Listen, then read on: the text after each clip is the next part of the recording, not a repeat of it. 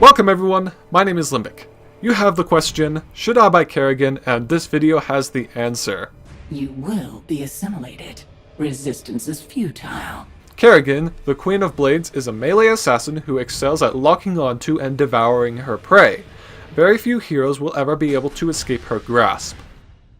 Let's go over her kit. Kerrigan's trait is assimilation. 10% of the damage she deals is returned to her as a shield. This percentage is doubled when attacking enemy heroes. The shield helps, but it certainly doesn't turn you into any kind of tank. It does, however, make Kerrigan an exceptional duelist. The rest of Kerrigan's abilities are best explained out of order, so let's move on to her E, Primal Grasp. After a short delay, enemies are pulled towards Kerrigan. Enemies who are beyond the halfway point are pulled to the halfway point. If the enemy was closer, Kerrigan gives them a hug. And by hug, of course I mean she impales them with her blades. That's the name of her W, Impaling Blades. After a delay, blades sprout up from the targeted area, dealing damage and stunning enemies. The delay on this ability means that under normal circumstances it shouldn't be able to hit enemy heroes, but Kerrigan's got a few tricks up her sleeves.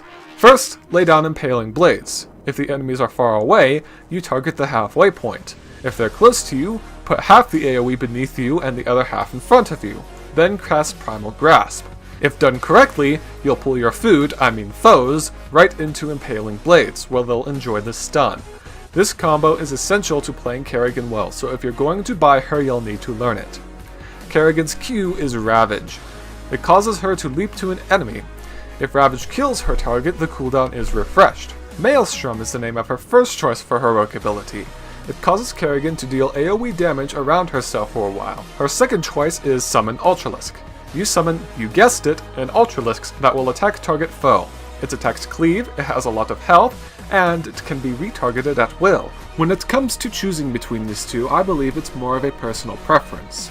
I usually like to go with Summon Ultralisk, but a lot of people enjoy Maelstrom as well. It also kind of depends on the situation of the game. If you buy Kerrigan, you'll probably have to just try both of these out and decide for yourself which one you like better. Kerrigan's mana costs are quite hefty on her at all stages of the game. You will find yourself out of mana extremely quickly if you spam your abilities too much. Her cooldowns are also very long. When and where you cast your spells are going to be a very important decision when playing as Kerrigan. Remember, I said she is an exceptional duelist, meaning that she can 1v1 pretty much everyone as long as they're not a Tychus in the Odin or a Tacit or an Archon. In the early game, try to pick fights against your enemies. Your combo alone can often knock off half their health, meaning you'll either be able to kill them or force them back to your base very easily.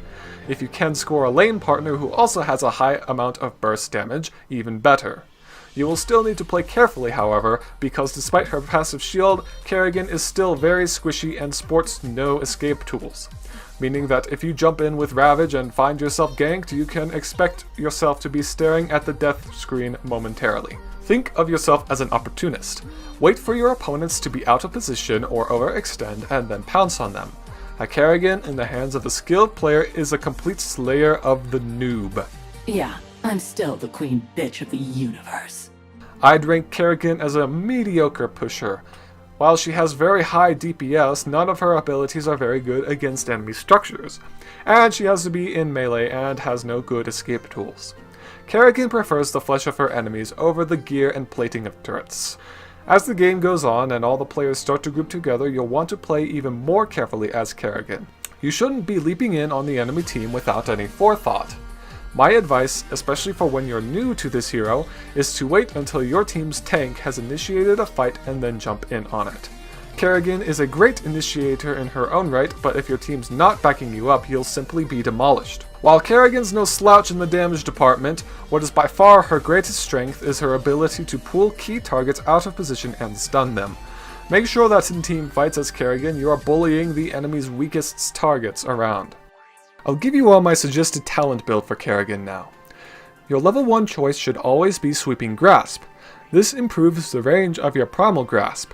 Kerrigan relies on landing her Primal Grasps, and without them she will have a difficult time catching up to fleeing enemies. At level 4, I always grab Envenom, as it gives you that extra damage that is often just what you need to finish off your targets. At level 7, you have a choice. I usually go with Battle Momentum. This lowers your cooldowns as you use basic attacks. As I've mentioned before, Kerrigan's cooldowns are very long, and that helps fix this problem. What I've also found to be quite useful is the talent called Adaptation. This allows you to target your allies with Ravage. This means that Kerrigan actually does have an escape tool. Most people seem to prefer battle momentum right now, but I'd say give Adaptation a chance, and it might surprise you.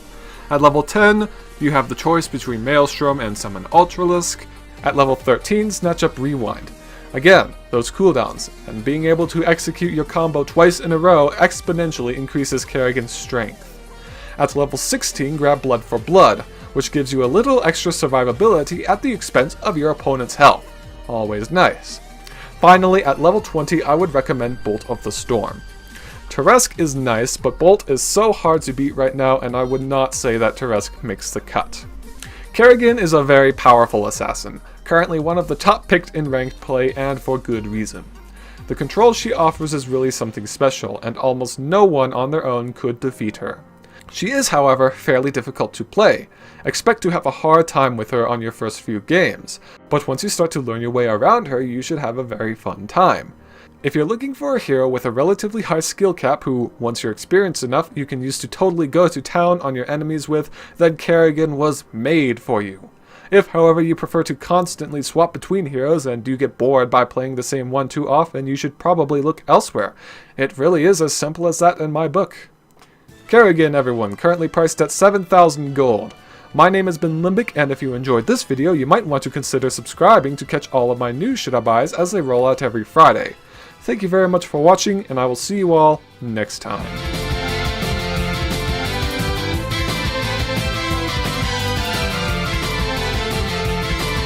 So let's move on to her E, Primal Grasp. After a short... Yeah, thanks, Duke.